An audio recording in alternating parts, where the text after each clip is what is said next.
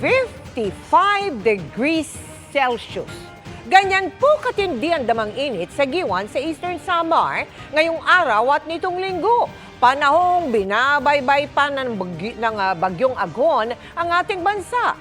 Nagkabagyo na pero bakit kaya ganito pa rin kalala ang alinsangan? Alamin sa pagtutok ni Rafi Tima.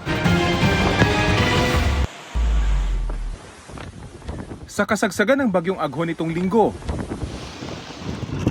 naitala naman sa Giwan Eastern Samar ang pinakamataas na heat index mula nang ideklara ang tag-init nitong Marso na 55 degrees Celsius. Paliwanag ng Pag-asa, posibleng nawala ang kaulapan sa Giwan kaya ganun ang init. Ganyan din katindi ang init doon kanina. Pag lumagpas na yung bagyo, nagki-clear yung sky kasi parang na-concentrate yung cloud formation around doon sa periphery ng bagyo. After that, parang nagkaroon ng clear sky at direct na yung sunlight. No? Mainit. Kaya mainit.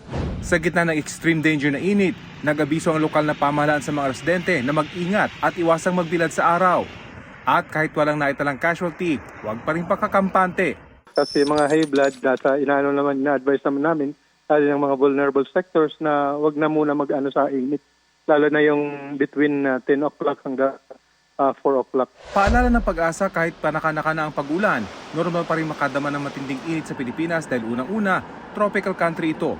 Pero posibleng maibsan ito kumpara nitong tag-init dahil sa susunod na buwan, posibleng nang magsimula ang tag-ulan.